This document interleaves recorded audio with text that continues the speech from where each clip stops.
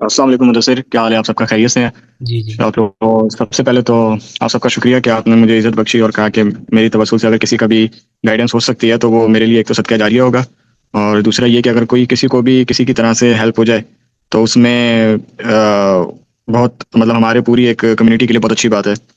तो दूसरी चीज़ ये है कि मेरा छोटा-सा तारुफ ये है कि मैंने जो बैचलर्स किया था वो बैरियर यूनिवर्सिटी से किया। फिर मैंने मास्टर्स किया यूके से। उसके बाद लकीली मेरी जो गवर्नमेंट की कोरिया की स्कॉलरशिप है, उसमें मेरी सिलेक्शन हो गई थी, तो फिर मैं यहाँ पे अभी पीएचडी कर रहा हूँ आर्टिफिशियल इंटेलिजेंस में। जो मेरा मास्टर्स और जो मेरा बैचलर्स था वो था सॉफ्टवेयर इंजीनियरिंग में। और उसके अलावा मेरा फिर थोड़ा-सा एकेडमिक एक्सपीरियंस भी है। तकरीबन 2 ढाई साल का मैंने यूनिवर्सिटीज़ में पढ़ा है और उसके बाद उससे पहले थोड़ा इंडस्ट्रियल एक्सपीरियंस भी है। तो ये छोटा-सा मेरा तारुफ था। तो यहाँ पे मैं आपको जो स्पेसिफिकली गाइड करूँगा, जो जिस प्रोसेस से मैं गुज़रा हूँ उस प्रोसेस के बारे में गाइड करूँगा और उस प्रोसेस को मैं सबसे ज़्यादा बेहतरीन बता सकूँगा क्योंकि मुझे उसके तकरीबन किस तरह लेके चलना है वो तमाम चीज़ें पता हैं। तो मैं आपको स्पेसिफिकली जो बताऊँगा वो ग्लोबल कोरियन स्कॉलरशिप के बारे में बताऊँगा, जो इनकी गवर्नमेंट की स्कॉलरशिप है। वो मेरे पास ऐसे स्लाइड्स नहीं है, लेकिन आप मुझे वर्बली सुनते जाएँ और अगर इसमें ही अगर किसी को उसी वक़्त कोई क्वेश्चन पूछना है, तो मुदस्सिर वो उसी वक़्त क्वेश्चन आप ले लीजिएगा। ठीक हो गया। ठीक है? सही है? जी, जी। तो सबसे पहले अगर मैं आपको स्कॉलरशिप के बारे में बताऊँ, ये जो ग्लोबल कोरियन स्कॉलरशिप है, ये इनकी कोरिया की गवर्नमेंट की तरफ से स्कॉलरशिप है, जो इनकी ministry of education NIIED fund करती है। ये स्कॉलरशिप इसके अंदर आपकी तमाम जो एक्सपेंसेस हैं वो इनकी गवर्नमेंट की तरफ से कवर होते हैं, जिसके अंदर आपका एयर फेयर, जो आपका जहाज़ का टिकट है और आपकी ट्यूशन फीस वगैरह, आपका मंथली स्टाइपेंड, आपकी वीज़ा फीस, इवन तमाम चीज़ें आपकी इसके अंदर इंक्लूडेड होती हैं। अब ये स्कॉलरशिप है किन के लिए? ये स्कॉलरशिप उनके लिए है जो बैचलर्स करना चाहते हैं, मास्टर्स करना चाहते हैं, पीएचडी करना चाहते हैं। अंडर ग्रेजुएट की स्कॉलरशिप के लिए इनका सेशन स्टार्ट होता है सितंबर में और ग्रेजुएट के लिए जो कि जिसमें मास्टर्स और पीएचडी है, इनका सेशन स्टार्ट होता है फरवरी में। अंडर ग्रेजुएट का फरवरी में होता है और ग्रेजुएट का सितंबर में, मतलब क्लासेस सितंबर में स्टार्ट होंगी। और अभी इन दिनों में जो ग्रेजुएट है मतलब मास्टर और पीएचडी, इनके लिए इनकी गाइडलाइंस ऑनलाइन अवेलेबल आई हुई हैं, तो हर यूनिवर्सिटी का इसमें अप्लाई करने का अपना अपना एक एक टाइम पीरियड होता है। फिर इसमें अप्लाई करने के लिए हमारे पास 2 ट्रैक्स होते हैं। एक यूनिवर्सिटी ट्रैक होता है और एक एम्बेसी ट्रैक होता है। जो यूनिवर्सिटी ट्रैक होता है उसके अंदर आप डायरेक्टली एक किसी यूनिवर्सिटी में अप्लाई कर सकते हैं। जो एम्बेसी ट्रैक होता है उसके अंदर आप 3 यूनिवर्सिटीज़ के अंदर अप्लाई कर सकते हैं। अब इसके अंदर अप्लाई कौन कर सकता है? मैं मास्टर और पीएचडी के लेवल पे अभी बता रहा हूँ। जिसका भी जीपीए 2.767 से अबव है, वो इसमें अप्लाई कर सकता है। और इसके अलावा इसमें फ़ील्ड्स, किसी भी फ़ील्ड में आप अप्लाई कर सकते हैं। और दूसरी चीज़ और क्या हो गई? अच्छा जी, अब इसके अंदर अच्छा, इसका जो प्रोसेस है उसमें आपको 1 साल के लिए कोरियन लैंग्वेज पढ़नी पड़ती है। मतलब जैसे अगर यहाँ पे मास्टर 2 साल का है तो उससे पहले 1 साल आपको कोरियन लैंग्वेज पढ़नी पड़ेगी। अगर आप पीएचडी के लिए आ रहे हैं तो 3 साल के लिए आपको जो आपकी डॉक्टरल स्टडीज़ होंगी और उससे पहले 1 साल आपको कोरियन लैंग्वेज पढ़नी पड़ेगी। आपको ऐसा नहीं है कि आपने सिर्फ कोरियन लैंग्वेज 1 साल पढ़ ली और आपने उसके बाद आप पीएचडी स्टार्ट कर देंगे या मास्टर स्टार्ट कर देंगे।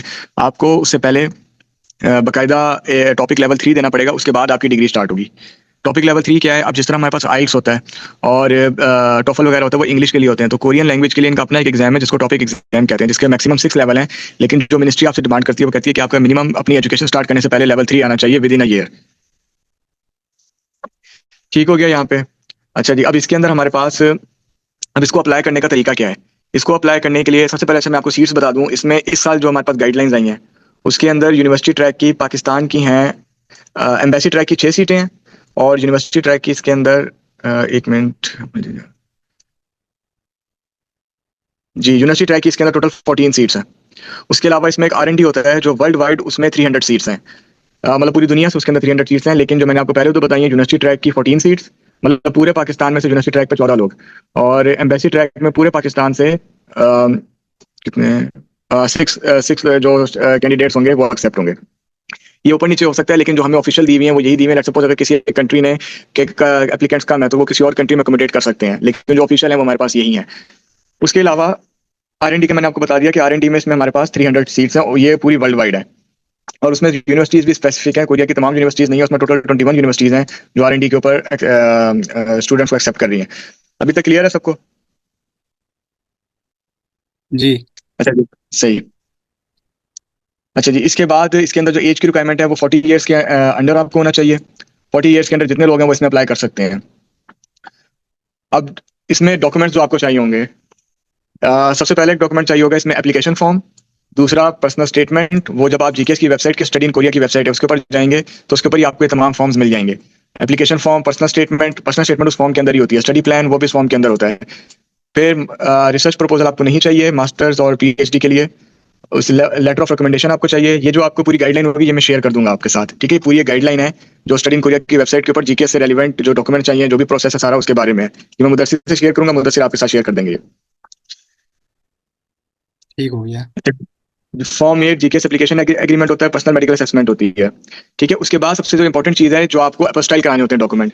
जब मैंने अप्लाई किया था उस वक्त अपोस्टाइल नहीं होता था, उस वक्त आपको जो एम्बेसी थी, एम्बेसी से जाके टेस्ट कराने होते थे। लेकिन अभी विद इन ईयर एक नया अपोस्टाइल का प्रोसेस आया है जो मोफा ये टेस्ट करती है।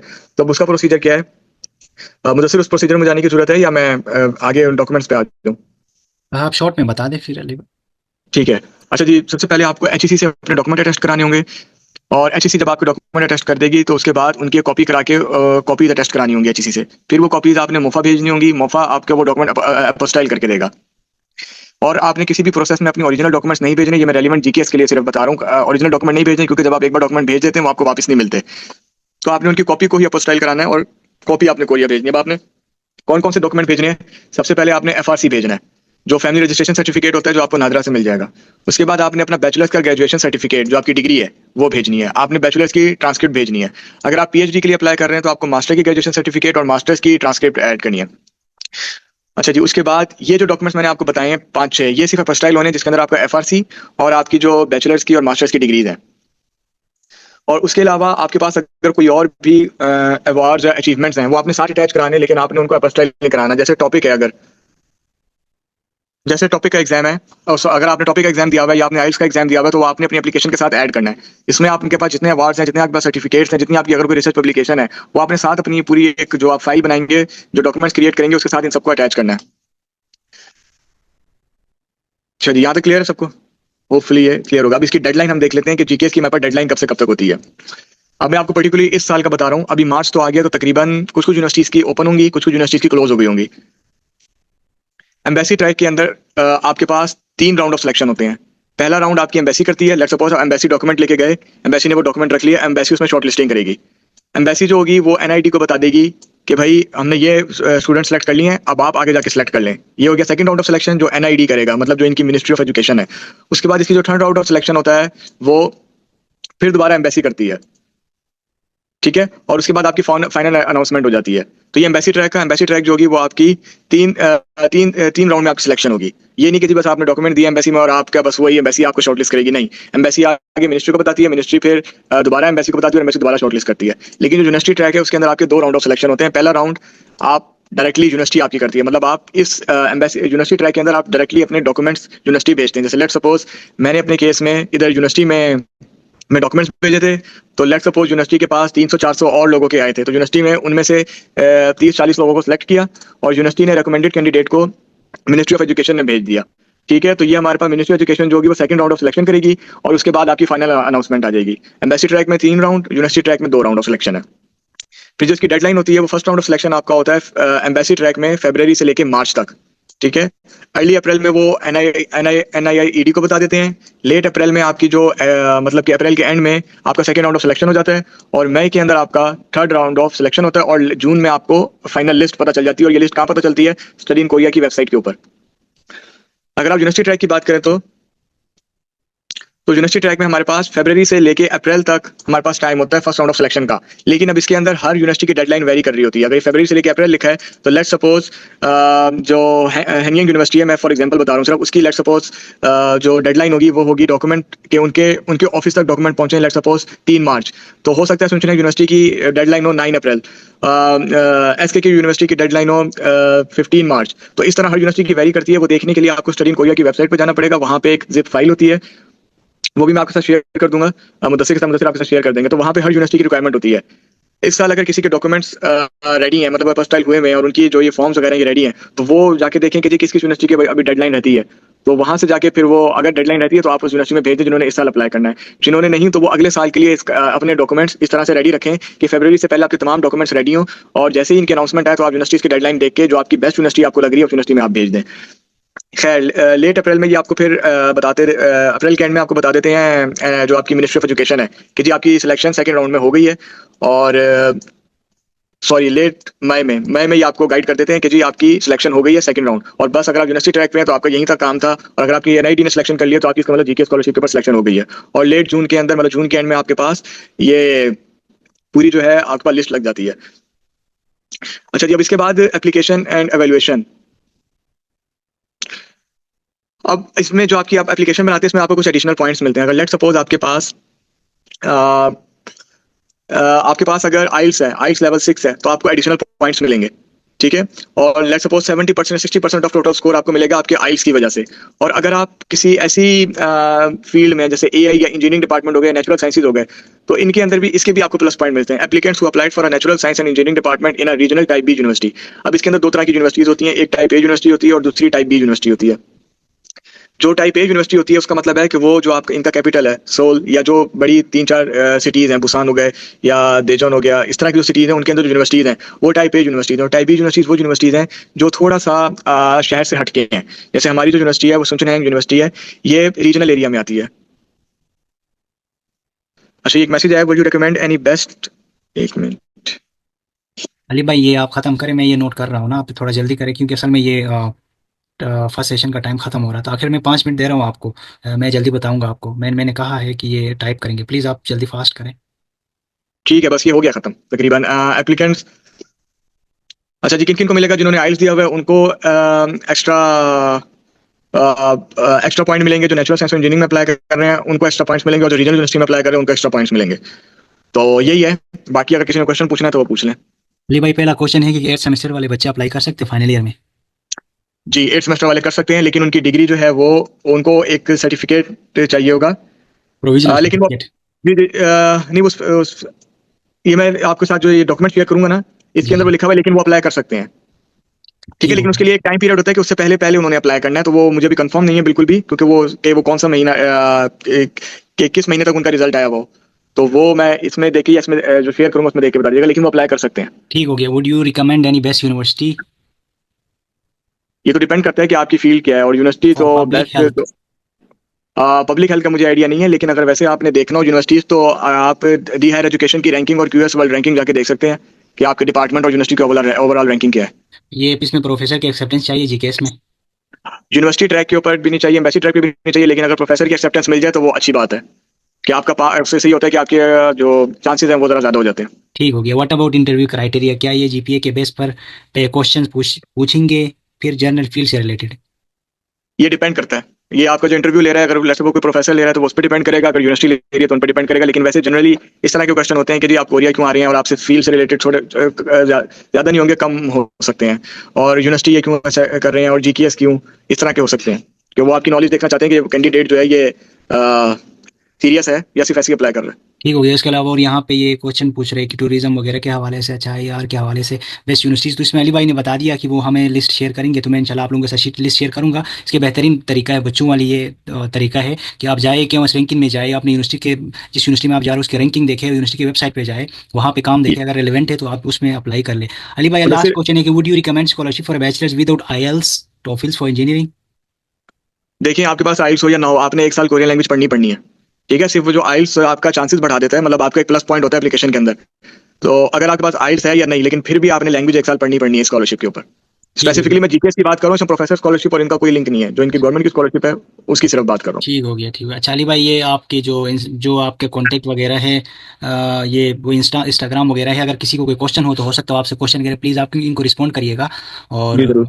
जी तो आपका जो जो भी अकाउंट है इंस्टाग्राम पे है कहीं पे है, तो आप ज़रा मैसेज में टाइप करेंगे। मैं आपके साथ शेयर कर दूंगा मुदस्सिर, आप फिर चले मैं यहाँ पे कर भी देखा।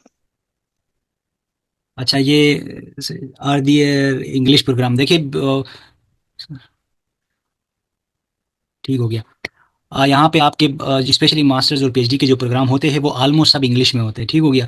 वो अगेन ये जो आपको एक साल लैंग्वेज यहाँ पे करना होता है, this is kind of formality. आपको पता है कोई भी कंट्री आपको जब इतने फैसिलिटीज़ दे रही है, घर से आपको यहाँ तक पहुँचा देती है, ऊपर से स्टाइपेंड आपको दे रही है, उसके अलावा इतना आपको फैसिलिटीज़ दे रही है, तो हर कंट्री चाहता है कि वो उनकी लैंग्वेज की प्रमोशन होती है। ये काइंड ऑफ एक अपने लैंग्वेज को प्रमोट, जिस तरह चाइना में सीएससी में जाते हो तो आपको एक साल लैंग्वेज करना पड़ता है, इसी तरह ये है। तो यहाँ मास्टर्स यानी पीएचडी में जब आप आ जाओगे तो आपकी रिसर्च बेस्ड स्टडी होती है, तो मोस्टली इंग्लिश में होती है। तो अली भाई इस हवाले से आपका क्या कहना है कि ये इंग्लिश में होंगे आपके आगे स्टडीज़? क्या अच्छा एक और इंपॉर्टेंट चीज़, चूँकि अली भाई 5 मिनट रह गया है, बताइएगा जी कि फॉर एग्जांपल अगर एक बच्चे की जीकेएस में स्कॉलरशिप पे एडमिशन हो गया, ठीक हो गया ना, क्या उसको एक्सपेंसेस स्टिल उसको एक्सपेंसेस यानी कितने खर्चा, मोस्ट इंपॉर्टेंट क्वेश्चन है ये, मुझसे ज़्यादा सबसे ज़्यादा पूछे जाने वाला। एक बच्चे की जीकेएस में स्कॉलरशिप में सिलेक्शन हो गई या जीकेएस में स्कॉलरशिप के दौरान सिलेक्शन होने के दौरान हाउ मच टोटल एक्सपेंसेस ही और she needs before and after acceptance.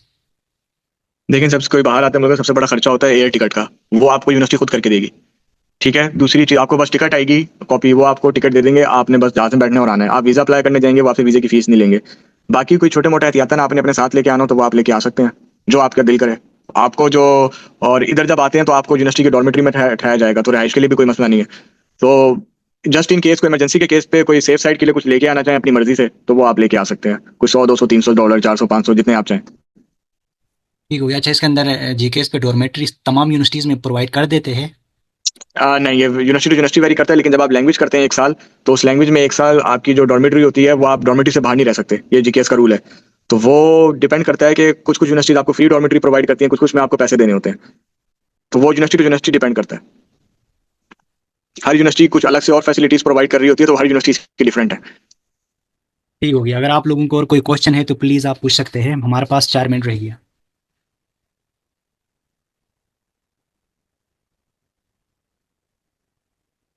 कोई भी आपका क्वेश्चन है तो आप प्लीज़ आप पूछ सकते हैं। यूनिवर्सिटी ट्रैक, कनीज। यू अप्लाइड थ्रू एम्बेसी और यूनिवर्सिटी ट्रैक?